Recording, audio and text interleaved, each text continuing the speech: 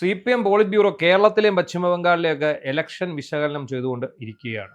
അപ്പോൾ ഇവിടെ തിരുത്തൽ വേണം എന്നാണ് പറഞ്ഞിരിക്കുന്നത്. എന്തുകൊണ്ട് തോറ്റു എന്നുള്ളതാണ് ചോദ്യം. മറ്റേ സിനിമ പറയുമ്പോൾ സഖാവെ നമ്മൾ എന്തുകൊണ്ട് തോറ്റു? അപ്പം ഇവിടുന്ന് കൊടുത്ത റിപ്പോർട്ടൊന്നും അതേപടി പോളിറ്റ് ബ്യൂറോ അംഗീകരിക്കാൻ തയ്യാറല്ല. എന്താണെന്ന് ചോദിച്ചാൽ ഇവിടുന്ന് കൊടുത്തതല്ല എന്താ, ഇവർക്ക് വലിയ കുഴപ്പം വരാത്ത രീതിയിൽ എല്ലാം പാർട്ടിയുടെ തലയിലോട്ടാക്കി വെച്ചുകൊണ്ടുള്ള റിപ്പോർട്ടാണെന്നല്ലോ കൊടുത്തത്. അത് പോളിറ്റ് ബ്യൂറോ അംഗീകരിച്ചിട്ടില്ല. അവർ അതിനകത്ത് കുറേ നിർദ്ദേശങ്ങൾ ഇങ്ങോട്ട് കൊടുത്തിരിക്കുകയാണ്. അതായത് സംഘടനാ സംവിധാനം ദുർബലമായിരുന്നു. മാത്രമല്ല സ്ഥാനാർത്ഥി നിർണയവും മോശം പാളിപ്പോയി. ഈ സ്ഥാനാർത്ഥി നിർണയം പാളി എന്ന് പറയുമ്പോൾ സ്ഥാനാർത്ഥി നിർണയം പാളിയതിനേക്കാൾ ഉപരി ഈ ചിലർക്ക് സ്ഥാനാർത്ഥിത്വം കൊടുക്കാതിരുന്നതാണ് ഇവർക്ക് പറ്റിയ മിസ്റ്റേക്ക്. കൊടുത്തത് കൊടുക്കാതിരുന്നതും പാളി. അതെ, ഉദാഹരണത്തിന് തലശ്ശേരിയിൽ നമ്മുടെ പിന്നെ ഷംസീർ അദ്ദേഹം സ്പീക്കറൊക്കെ ആയിരുന്നു. 2 ടൈമേ ആ പാടം അദ്ദേഹം അല്ലേ ആയിട്ടുള്ളൂ. 3ാമത്തെ ടൈം എത്രയോ പേർക്ക് കൊടുത്തു, എല്ലാവർക്കും കൊടുത്ത്, ഷംസീറിന് കൊടുത്തില്ല. അതുപോലെ കെ ശൈലജയ്ക്ക് അവർ ജയിച്ചുകൊണ്ടിരുന്ന മണ്ഡലം ഉണ്ടായിരുന്നു, അത് കൊടുക്കാതാണ് അവിടെ കൊണ്ടുവന്ന് പിന്നെ ഇങ്ങേർക്കെതിരെ സണ്ണി ജോസഫിനെതിരെ കൊണ്ട് ഇട്ടുകൊടുത്തത്. അത് കോൺഗ്രസിന്റെ കുത്തക മണ്ഡലം, അവരുടെ ലക്ഷ്യം സമ്പൂർണ്ണ തോൽവി. ഇപ്പം ശ്യാമള, PK ശ്യാമള, ഗോവിന്ദന്റെ ഭാര്യ, മന്ത്രിയാവണ്ടേ? ശ്യാമളയ്ക്ക് മന്ത്രിയാവണമല്ലോ.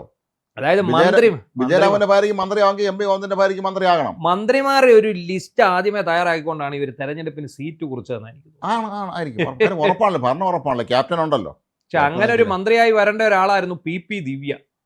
അതെ, PP ദിവ്യക്ക് പക്ഷേ കയ്യിലിരിപ്പ് കൊണ്ട് അത് പറ്റി. കയ്യിലിരിപ്പെന്നല്ല, അവരുടെ ഒരു ഭാഗ്യദോഷം എന്ന് പറഞ്ഞാൽ മതി. കാരണം ആ ഒരു കേസിനകത്ത് അവർ വന്ന് പെടുന്നത് കൂടുതൽ ഷോ കാണിക്കാൻ പോയി ചെന്ന് പെട്ടതാണ്.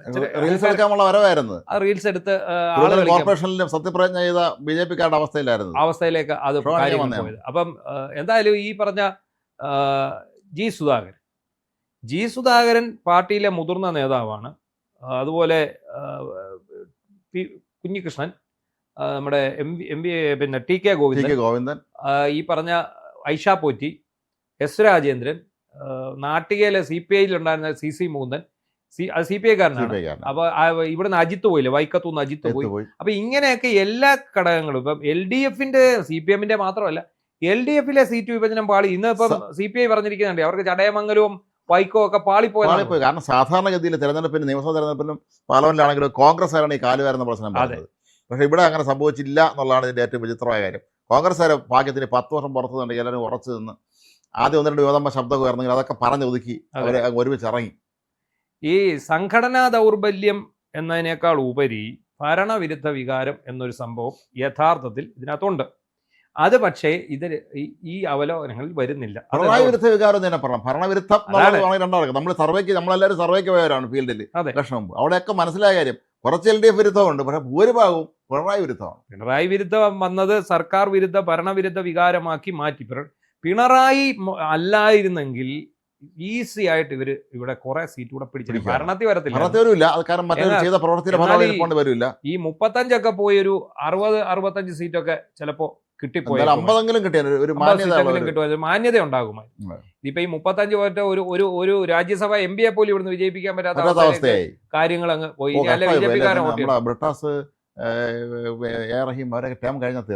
അതോടെ കഴിഞ്ഞ് ഇത് ഉള്ള കനലൊരു തരി എല്ലാം വാടിക്കരിഞ്ഞ് പോകത്തേ ഉള്ളൂ. അപ്പൊ ഇപ്പോഴത്തെ ഈ പറഞ്ഞ സംഘടനാ ദൗർബല്യം എന്ന് പറയുന്നത് ഇവർ പറയുന്നത് എന്താ, അടിത്തട്ടിൽ പാർട്ടി ശക്തമല്ല എന്നാണ്. അടിത്തട്ടിൽ സമയമില്ലല്ലോ ആർക്കും. അടിത്തട്ടിൽ ശക്തമല്ലെന്ന് നമുക്ക് പറയാൻ പാടില്ല. ഈ ഏരിയ സെക്രട്ടറി, ലോക്കൽ സെക്രട്ടറിമാർ ഇവരൊക്കെ അനധികൃതമായിട്ടുള്ള സമ്പാദ്യങ്ങളുടെ ഉടമയായിട്ട് മാറി. പിന്നെ കുറേ പേർക്ക് ലഹരി മരുന്ന് കച്ചവടമാണ്, മരുന്ന് വിൽപ്പന കുറേ പേർക്ക് ഉണ്ട്. ഇതെല്ലാം എല്ലായിടത്തും അറിയാവുന്ന കാര്യങ്ങൾ. മണ്ണ്, മണല് മാഫിയ എല്ലാം കൂടെ ഇറങ്ങി എവിടുന്നൊക്കെ കാശ് മേടിക്കാം അവിടെ നമ്മൾ ഇറങ്ങിയല്ലേ എന്ന് നേതാക്കന്മാരുന്നു. വലിയ നേതാവിന് ഇതൊക്കെ ആകാമെങ്കിൽ നമുക്കും ആകാന്നവരും നിങ്ങളും പിടിച്ചോ. വലിയ നേതാവ് കോടികളിട്ട് അമ്മാനം ആകുമ്പോൾ നിങ്ങൾ ഇവിടെ ലക്ഷങ്ങളിട്ട് അമ്മാനം അടിക്കും എന്നുള്ള ഒരു അനുവാദം. കള്ളനെ പ്രോത്സാഹിപ്പിക്കുകയും സത്യസന്ധരായിട്ടുള്ള സുധാരണ പോലെ ആളെ ചവിട്ടിയെടുത്ത് ചെയ്യുന്ന പരിപാടിയാണ് ചെയ്തത്. അത് മാത്രമല്ല, ഈ പറയുന്ന അമ്പലപ്പുഴയിൽ ഇപ്പൊ സുധാകരന്റെ കാര്യം നോക്കിയാൽ ഈ അദ്ദേഹത്തിനെതിരെ അവിടുത്തെ കൊച്ചു പിള്ളേർ സെറ്റിനെ കൊണ്ട് രാവിലെ തൊട്ട് തന്തയ്ക്ക് വിളിച്ചു. ചന്ദ്രബാബു എന്ന് പറയുന്ന സംസ്ഥാന കമ്മിറ്റി തന്തയ്ക്ക് വിളിച്ചെന്നാണ് പുള്ളി കഴിഞ്ഞ ദിവസം നിയമസഭ. ജി സുധാകരന്റെ ഏക പ്രശ്നം എന്താണ്, അദ്ദേഹത്തിന്റെ നാക്കാണ് അദ്ദേഹത്തിന്റെ ശത്രു. അദ്ദേഹം പറയുന്നതിനകത്ത് നല്ല കാര്യം ഉണ്ടെങ്കിൽ പോലും ആരും ഇത് കേൾക്കാതെ പോകുന്നതിന് കാരണം പുള്ളി അതിനകത്ത് പ്രയോഗിക്കുന്ന പുള്ളിയുടെ രീതി. പുള്ളി എപ്പോഴും ഇല്ല ക്ഷോഭിക്കുന്ന യുവത്വമാണ്. ശോഭിക്കുന്ന യുവത്വം എന്ന് പറഞ്ഞാൽ നമ്മൾ എപ്പോഴും പുള്ളി ശോഭത്തോടു കൂടിയേ സംസാരിക്കും. പുള്ളി തമാശ പറഞ്ഞാലും പുള്ളി ശോഭത്തോടു കൂടി സംസാരിക്കത്തുള്ളൂ. അല്ലാതെ നമ്മൾ കണ്ടിട്ടേ ഇല്ല. ഇപ്പൊ കഴിഞ്ഞ ദിവസം നമ്മുടെ തിരുവല്ല MLA വർഗീസ് മാമൻ ഇവിടെ വന്നല്ലോ, ഇന്റർവ്യൂവിന് വന്നു. വന്നു കഴിഞ്ഞപ്പോൾ നമ്മൾ ആ ഇന്റർവ്യൂവിൽ അദ്ദേഹത്തോട് ചോദിച്ചായിരുന്നു ഈ വിഷയം ഉണ്ടല്ലോ, കമ്മ്യൂണിസ്റ്റ് പാർട്ടി എന്ന് പറയുന്നത് കാലഹരണപ്പെട്ടതാണെന്നും, അതായത് കമ്മ്യൂണിസ്റ്റ് പാർട്ടി കാലഹരണപ്പെട്ട അത്യാശ്രമാണെന്ന് അദ്ദേഹം പറഞ്ഞു.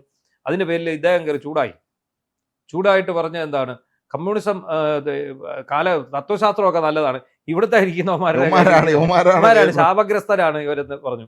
അതായത് ക്യൂബയിലും ചൈനയിലും ഒക്കെ ഈ കമ്മ്യൂണിസം ഇപ്പോഴും കൃത്യമായിട്ട് പോകുന്നുണ്ട്. ഇവിടെയാണ് കമ്മ്യൂണിസം ഇല്ലാതെ, കാരണം ഇവിടുത്തെ നേതാക്കന്മാർ കമ്മ്യൂണിസ്റ്റ് അല്ല എന്ന് പുള്ളി പറഞ്ഞു. അതിനുശേഷം ഈ വർഗീസ് മാമൻ MLA ഇദ്ദേഹത്തിന്റെ അടുത്ത് എന്ന് സംസാരിച്ചു. അപ്പം അദ്ദേഹം വീണ്ടും പറയൂ, താൻ പറഞ്ഞ പോലല്ല, കമ്മ്യൂണിസം ഉണ്ട്, കമ്മ്യൂണിസം നല്ല ഐഡിയോളജിയാണ്. അപ്പം പക്ഷേ ഇവിടുത്തെ കമ്മ്യൂണിസം ഞാൻ അവന്മാർക്കിട്ട് ശരിക്കും കൊടുത്തിട്ടുണ്ട്, അദ്ദേഹം പറഞ്ഞതാണ് പറഞ്ഞു. അപ്പൊ അങ്ങനത്തെ ഒരു ആളാണ് ഈ ജി സുധാകരനോട് നമ്മൾ സൂക്ഷിച്ച് സംസാരിക്കേണ്ട ഒരു വ്യക്തിത്വമാണ്. അവിടെ അല്ല പ്രശ്നം, ഇതിന്റെ സംഘടനാ ദൗർബല്യം എവിടെയാണ്? പാർട്ടിയിൽ എല്ലാവരും ഈ 10 വർഷത്തെ ഭരണത്തോടു കൂടി ഇവരെല്ലാം അലസന്മാരും മടിയന്മാരും ദ്രവ്യ സമാഹരണം എന്നുള്ള ഒരു ലക്ഷ്യമുള്ളവരുമായി മാത്രം. എന്റെ ഭാര്യയും മക്കളും ഞാനും നന്നായാൽ മതി, ഞാനും എന്റെ തേങ്ങോട്ടാരനും മതി നമ്മൾ ആഗ്രഹിച്ചെന്ന് പറഞ്ഞില്ലേ, അതുപോലത്തെ അവസ്ഥയാണ്. അപ്പോൾ അങ്ങനെ വന്ന ഒരു അവസ്ഥയായിരുന്നു ഉണ്ടായിരുന്നത്. എന്താണെങ്കിലും ശരി, ഈ പറയുന്ന പോലെ അല്ല, ഞാൻ ആലോചിക്കുന്നത് ഈ പോളിറ്റ് ബ്യൂറോ ഇനി അടുത്ത മാസം യോഗം ചേർന്ന് വിലയിരുത്താൻ പോകുന്നത് അങ്ങനെ പറഞ്ഞു. ആരാണ് വിലയിരുത്താൻ പോകുന്നത്? ഇവിടെ ഈ കുളമാക്കി വെച്ച ആളല്ലേ അവിടെ വിലയിരുത്താൻ പോകുന്നത്? അല്ല, ഇവിടെയാണ് ഏറ്റവും കുളമായത്. പക്ഷേ ഇവിടെ അവർ ബംഗാളിലാണ് പ്ലീനം വിളിക്കാൻ തീരുമാനിച്ചത്. ബംഗാളിൽ എവിടെയോ കിടക്കുകയായിരുന്നു, കയറിപ്പോലും വന്നില്ല. ഇവിടെ അങ്ങനെയല്ലല്ലോ, ഇവിടെ രാജകീയമായിട്ട് 99 സീറ്റുമായിട്ട് ഭരിച്ച ആശാന്മാരല്ലയോ. അപ്പൊ ഇത് എങ്ങനെ പോയി എന്നുള്ളത് പ്ലീനം വിളിക്കേണ്ടതും കൂലങ്കഷമായി ചർച്ച ചെയ്യേണ്ടത് ഇവിടെയാണ്, കേരളത്തിലാണ്. അപ്പൊ ഇതിനോടകം കുറെ മാറ്റങ്ങൾ വരും. കാരണം പിണറായി വിജയനെ ED ചോദ്യം ചെയ്യാൻ വിളിക്കുകയും അയാൾക്ക് രാജിവെക്കേണ്ടി വരികയൊക്കെ കേസെടുത്താൽ മോളെ പ്രതിയാക്കിയാലും മതി, പിണറായി വിജയൻ രാജിവെക്കേണ്ടി. അതെ, അങ്ങനത്തെ ഒരു അവസ്ഥയിലേക്ക് കാര്യങ്ങൾ പോകും. എന്താണെങ്കിലും ശരി, ഇവരുടെ പോളിറ്റ് ബ്യൂറോയുടെ യോഗം പിണറായി ഗോവിന്ദനെ നോവിക്കാതെ പ്രത്യേകം ശ്രദ്ധിച്ചിട്ടാണത് തഴകി തലവടി ഇങ്ങനെ ചെയ്യരുത് കേട്ടോ എന്ന് പറഞ്ഞ യോഗം പുരോഗമിക്ക് പതുക്കെ മുന്നോട്ട് വരുന്നതേ ഉള്ളൂ. അടുത്ത ദിവസങ്ങളിൽ കൃത്യമായിട്ട് അറിയാം എന്ത് റിപ്പോർട്ടാണ് അവർ സംസ്ഥാന കമ്മിറ്റിയിലേക്ക് കൊടുക്കുക എന്നുള്ളതാണ് നമുക്കിനി അറിയേണ്ടത്. ഈ പരാജയത്തെ ഇവരെ എങ്ങനെ വിലയിരുത്തും എന്നുള്ളത്. അല്ല, വേറെ മറ്റൊരു തമാശ, ഈ അവിടെ ഇരിക്കുന്ന പോളിറ്റ് ബ്യൂറോ അംഗങ്ങളില്ലേ, സ്വന്തം നാട്ടിൽ പോലും പഞ്ചായത്ത് ഇലക്ഷൻ ജയിച്ച ആരെങ്കിലും ഉണ്ടെന്നത് അന്വേഷിച്ചു. ഇവിടുന്ന് പിണറായി വിജയനും പിന്നെ MP ഗോവിന്ദനൊക്കെ ഓക്കെ, അവരിവിടെ ജയിക്കുന്നവർ തന്നെയാണ്. പക്ഷേ അവിടെ ഇരിക്കുന്ന ഈ കാരാട്ടിന് പോലുള്ള കക്ഷികളെ സ്വന്തം നാട്ടിൽ പോയി പഞ്ചായത്ത് ഇലക്ഷൻ 10 വോട്ട് കിട്ടൂല. അതാണ് അവരാണ് അവിടെ നിന്നിട്ട് കേരളത്തിൽ എന്തുകൊണ്ട് കേരളത്തിൽ ആ താത്വിക അവലോകനം നടത്തി. എന്താണെങ്കിലും ശരി, CPM-ന്റെ ഒരു ഗതികേട് വല്ലാത്തത്